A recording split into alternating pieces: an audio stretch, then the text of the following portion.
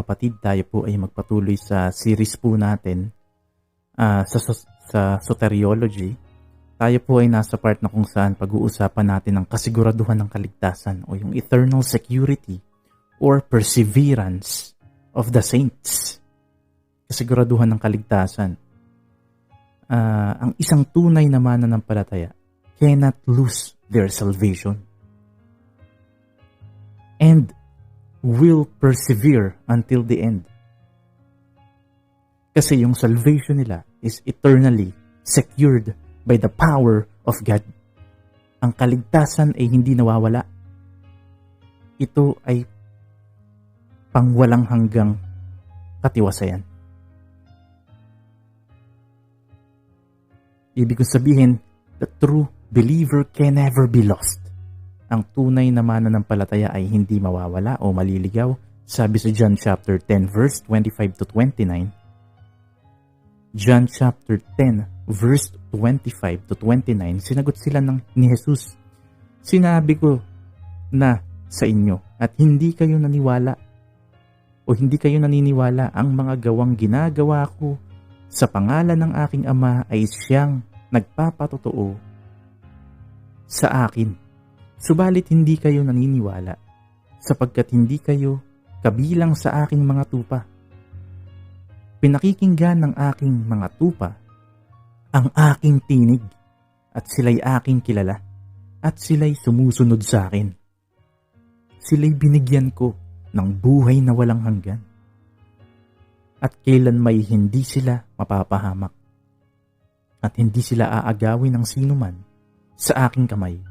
Ang mga ibinigay sa akin ng aking Ama ay higit na dakila kaysa lahat at walang makakaagaw ng mga ito sa kamay ng Ama.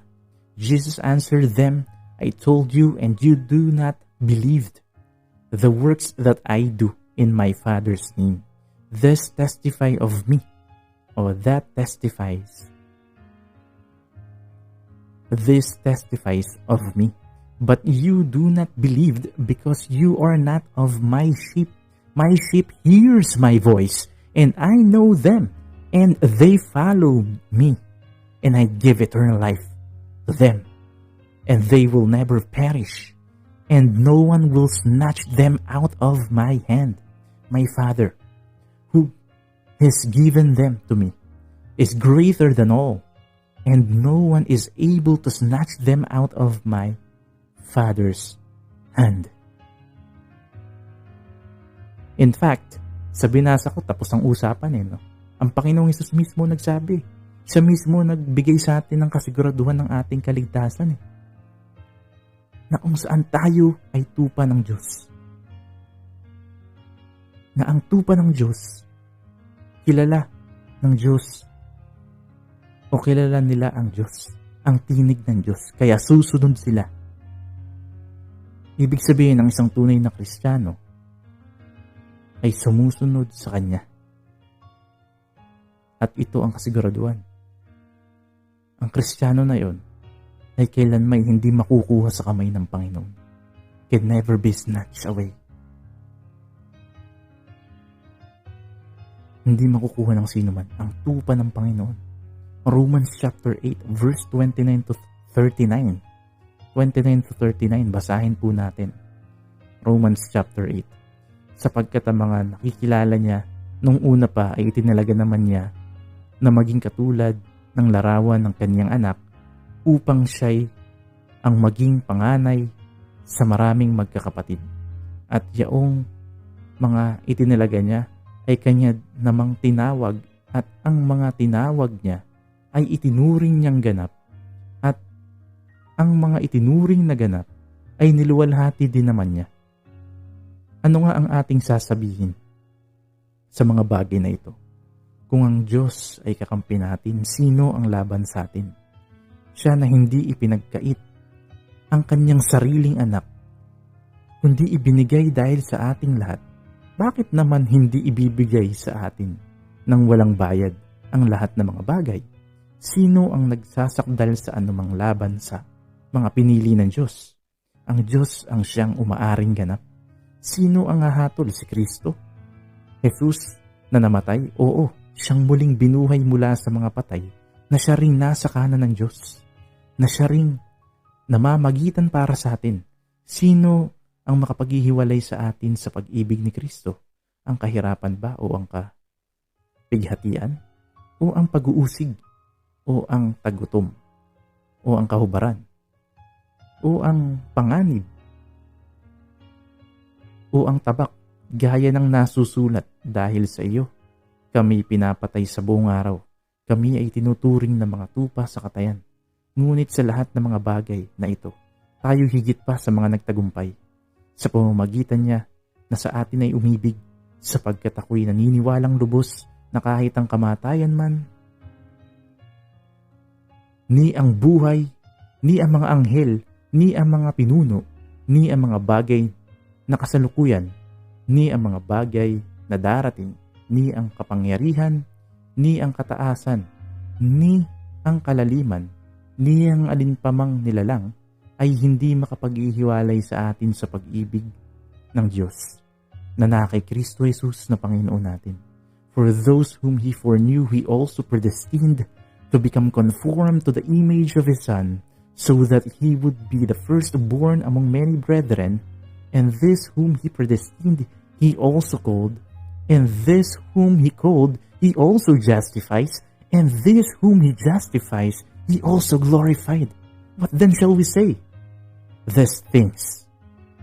It's God is for us. If God is for us, who can be against us? He who did not spare His own Son, but delivered Him over for us. Oh, how will He not also with Him freely give us all things? Who will bring charge against God's elect? God is the one who justifies. Who is the one who condemns? Christ Jesus, He who died, yes, rather who was raised, who is at the right hand of God, who also intercedes for us. Who will separate us from the love of Christ? Will tribulation, or distress, or persecution, or famine, or nakedness, or peril, or sword? Just as it is written, for your sake we are being put to death all day long. We were considered as sheep to be slaughtered.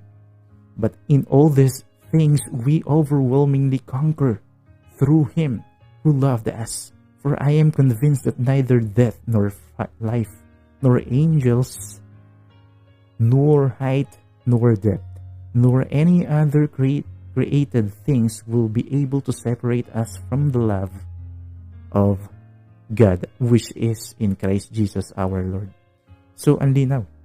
Isa pang pinakamalinaw yan na dapat niyong panghawakan na perseverance o kasiguraduhan ng ating kaligtasan. Walang makapaghihiwalay sa atin sa dakilang pag-ibig ng Diyos kahit sino o anong panahon o ano paman. Romans chapter 11 verse 29. Romans chapter 11 verse 29, sapagkat ang mga kaloob at ang pagtawag ng Diyos ay hindi mababago. For the gifts and the calling of God are irrevocable. Hindi mababago ang pagtawag ng Diyos. Hindi mababago. Ephesians chapter 1. Ephesians chapter 1 verse 13 hanggang 14. Verse 13 hanggang 14, sapagkat o sa Kanya kayo rin naman ay nakarinig ng salita ng katotohanan ng ebanghelyo ng inyong kaligtasan, at kayo'y sumasampalataya sa Kanya at tinatakan ng ipinangakong Espiritu Santo. Siya ang katibayan ng ating mana hanggang sa ikatutubos ng pag-aari sa ikapupuri sa Kanyang kaluwalhatian, ng Kanyang kaluwalhatian. In Him you also, after listening to the message of truth, the gospel of your salvation, having also believed, you were sealed in Him with the Holy Spirit of the promise, who is given a pledge of our inheritance, with a view to the redemption of God's own possession, to the praise of His glory. So ano ang katibayan? At ano ang isa sa mga ating kasiguraduhan? Kasi meron tayong seal, meron tayong tatak ng banal na Espiritu Santo. The Spirit, Holy Spirit. Yan ang ating katibayan. may tatak tayo niyan.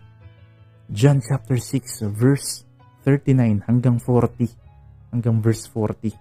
At ito ang kalooban na nagsugo sa akin, na sa lahat ng mga bagay, na sa lahat ng mga ibinigay niya sa akin ay huwag kong iwala ang anuman, kundi muli kong buhayin sa huling araw, sapagkat ito ang kalooban ng aking Ama, na ang bawat nakakakita sa anak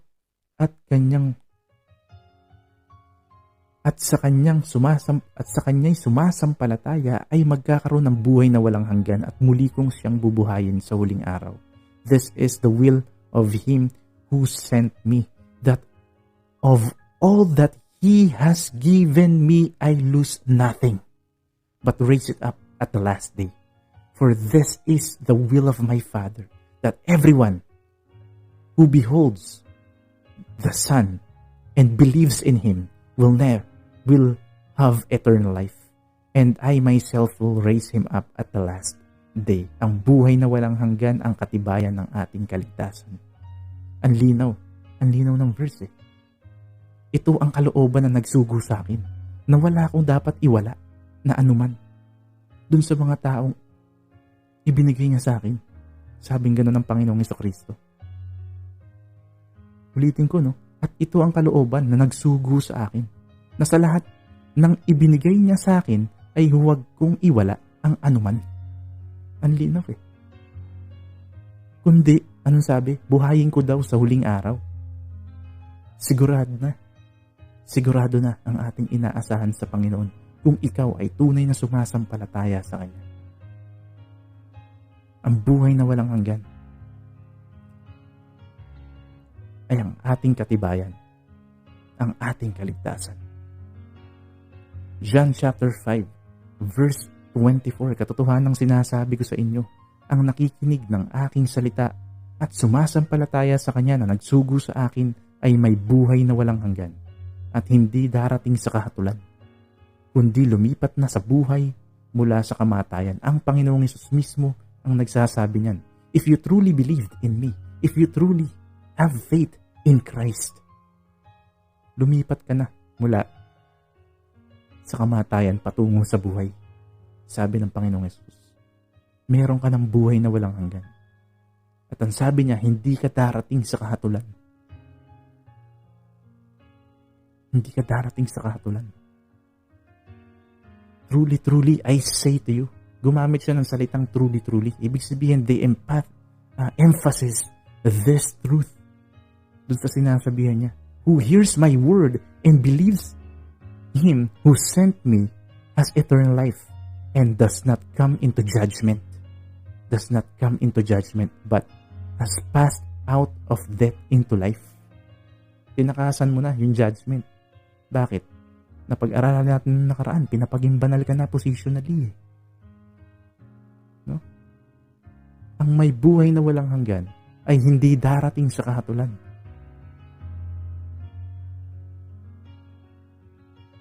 So the true believer can be confident of their salvation. Can be confident of their salvation. Ang mga mananampalataya ay may pagtitiwala sa kanilang kaligtasan. 1 John chapter 5 verse 13. 1 John chapter 5 verse 13. Ang mga bagay na ito ay isinulat ko sa inyo upang inyong malaman na kayo'y mayroong buhay na walang hanggan sa inyong nananampalataya sa pangalan ng anak ng Diyos. These things I have written to you who believed in the name of the Son of God, so that you may know that you have eternal life. Kayo daw na mga sumasampalataya sa tanging bugtong na anak ng Diyos, ang Panginoong Jesucristo.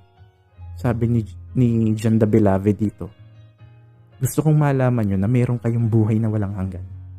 Philippians chapter 1 verse 6, ako'y panatag sa bagay na ito, na ang nagpasimula sa inyo ng mabuting gawa ay siyang magtatapos nito hanggang sa araw ni Jesucristo. For I am confident of this very thing, that he who began a good work in you will perfect it until the day of Christ Jesus. Ang Diyos ang nagsimula, ang Diyos din ang magtatapos. Katulad ng sinabi ko sa mga previous studies natin, especially in discipleship, that the true Christian, the true believer, God will not let them fail. God will not let them fail. Kung kailangan siyang disiplinahin, didisiplinahin siya ng Diyos to restore that man, that people na nagkasala, and to perform again His will.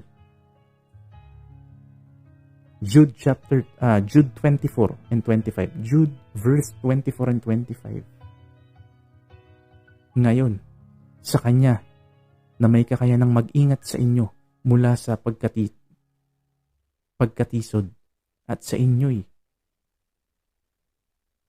nakapagharap na walang kapintasan sa harapan ng Kanyang kaluwalhatian na may malaking kagalakan sa iisang Diyos na ating tagapagligtas sa pamamagitan ni Hesukristo na ating Panginoon. Sumakanya nawa ang kaluwalhatian, ang karangalan, ang kapangyarihan at ang kapamahalaan bago pa ang lahat ng panahon at ngayon at magpakailanman. Amen. Ang ganda ng verse. Now to Him who is able to keep you from stumbling and to make you stand in the presence of His glory, blameless, with great joy. To the only God our Savior, through Jesus Christ our Lord, be glory, majesty, dominion, and authority forever, all time, and now, and forever. Sino nag-iisang Diyos? Ang Panginoong Hesus. Sabi dun sa verse. Sino ang makapaghaharap sa iyo? Sa hinaharap sa Diyos na banal at walang kapintasan, sabi sa verse. Ang Panginoong Hesus. So if you already associated to Jesus Christ, therefore, tama yung pinag-aralan natin nung una, yung positional sanctification. Kasi positionally, banal ka na sa harapan niya. Therefore, siya ang may kakayanan para pagharap mo sa Diyos, you will become blameless with great joy. Nakita nyo? Sunod is the believer must persevere to the end. Persevere to the end. Ang tunay na mananampalataya ay ay magtitiis. Ang tunay na mananampalataya ay magtitiis o magpapakatatag hanggang sa wakas. 2 Peter chapter 1 verse 10. Kaya nga kapatid, lalong pagsikapan ninyo na patatagin ang pagkatawag at pagkapili sa inyo, sapagkat kung gawin ninyo ang mga bagay na ito, hindi kayo matitisod kailanman. Therefore, brethren, be all the more diligent to make certain about His calling and choosing you. For as long as you practice these things, you will never stumble. So kung tayo ay magtsatsaga at gagawin ang mga bagay na ayon sa Diyos, ay hindi tayo matitisod. Hindi tayo matitisod. Sabi nga sa isang talata, make your calling and election sure. 2 Corinthians chapter 13 verse 5, siyasatin ninyo ang inyong mga sarili. Kung kayo'y nasa pananampalataya, subukin ninyo ang inyong mga sarili. Hindi ba ninyo nalalaman na si Hesukristo ay nasa inyo? Maliban kayo'y nabigo sa pagsubok. Test yourselves to see if you are in the faith. Examine yourselves, or do you not recognize this about yourselves, that Jesus Christ is in you, unless indeed your faith failed to the test. Siyasatin daw natin ang ating mga sarili kung tayo ba ay nasa pananampalataya o natatalo na tayo ng pita ng laman o ng ating pagnanasa. Subukin daw natin ang ating sarili. 1 John chapter 2 verse 19. Sila'y lumabas sa atin, ngunit sila'y hindi sa atin, sapagkat kung sila'y kabilang sa atin, nagpapatuloy sana silang kasama natin.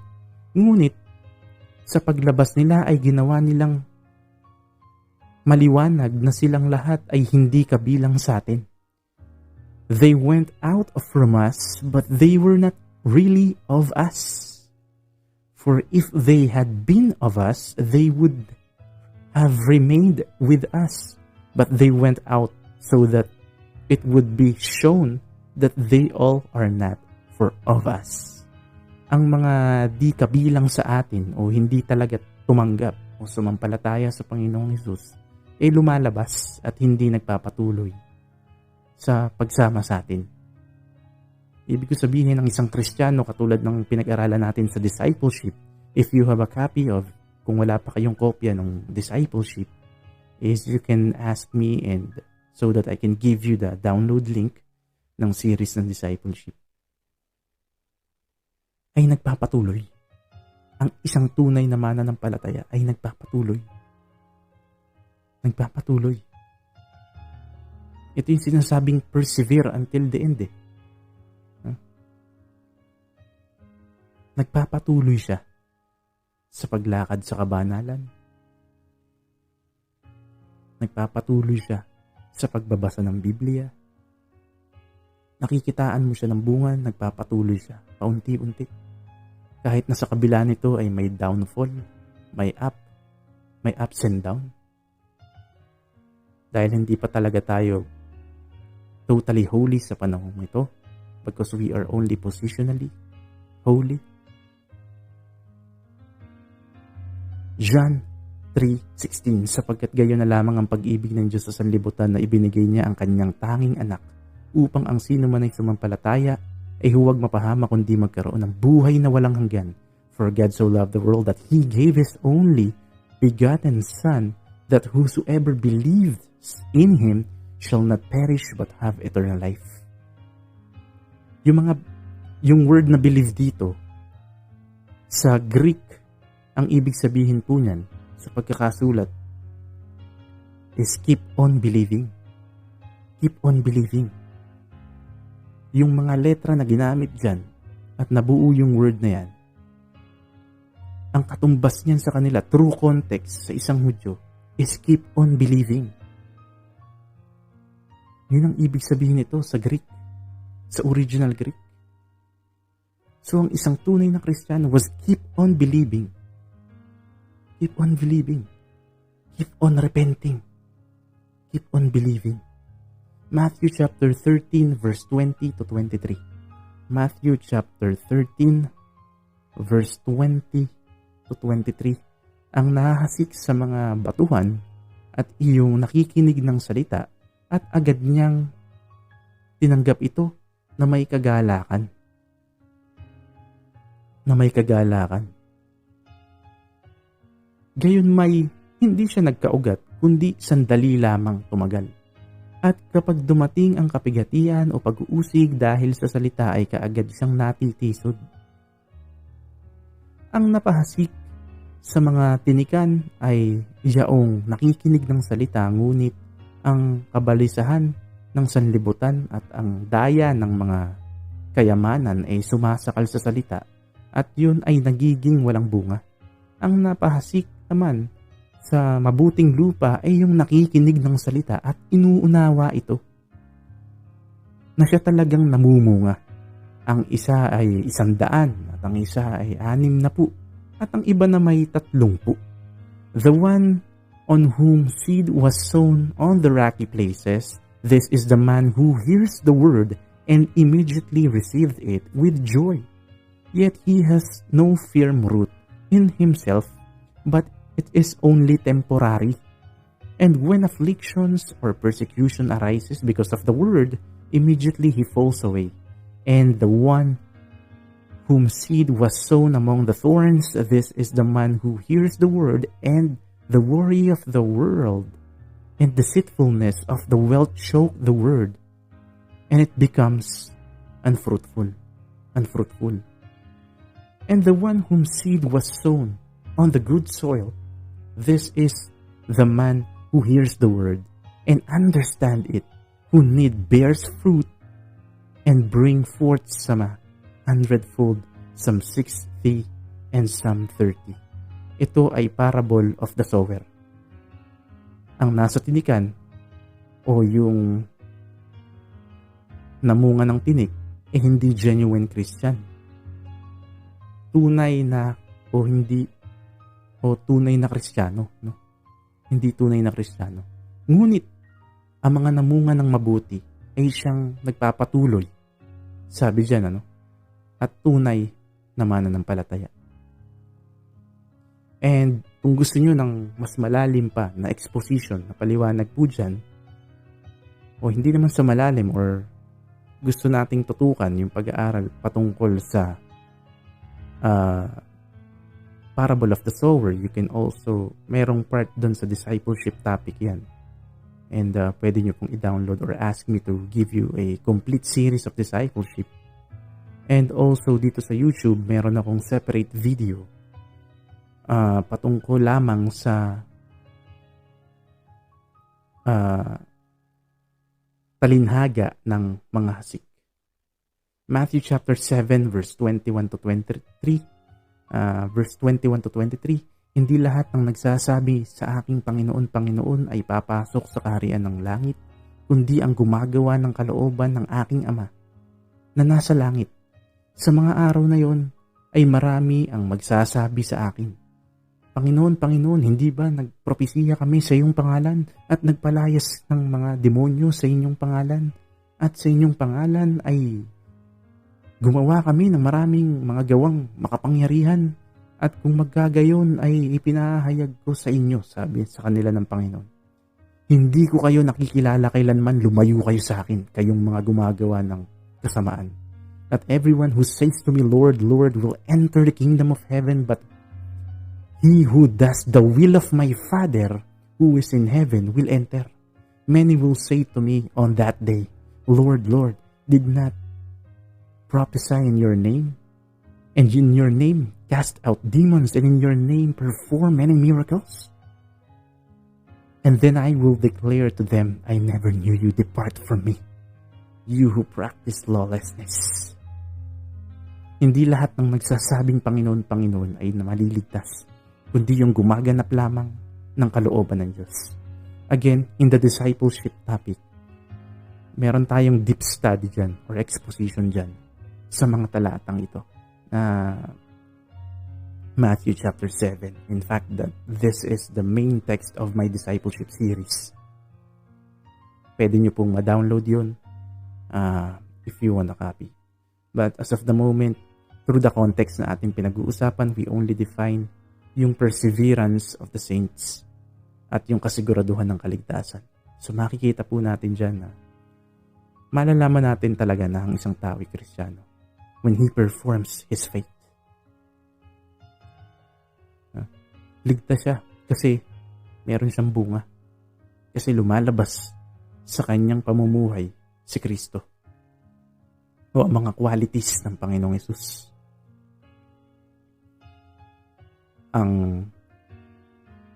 At meron siya ng mga bunga ng Espiritu. And if you want to siyasatin ang inyong sarili, it's better. Isa lang ang alam ko. There is a secret fruit. What do I mean with secret fruits? I'm talking dun sa bagay na, ako ay nagsasalita dun sa pagkakataon sa buhay nyo na kayo lang mag-isa. Kayo lang mag-isa. Kayo ay nagbubunga. O nagbubunga ba kayo kapag kayo lang mag-isa? O spiritual ka lang dahil kasama mo ang mga kapwa mo mananampalataya?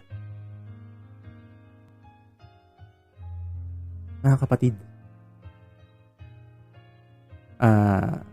tapos na ako dito sa part na to ng series po natin. And susunod po ay ang glorification o yung pagluwalhati. Samahan niyo po ako sa pag-aaral pa. At nawa ay naging malaking encouragement at tulong po sa inyo ang mga series po natin na tinatalakay. Muli ay malaya niyo po itong libre na madadownload. Just approach me to Facebook. I-attach ko din yung materials, especially yung ebook nitong Soteriology. Marami pong salamat.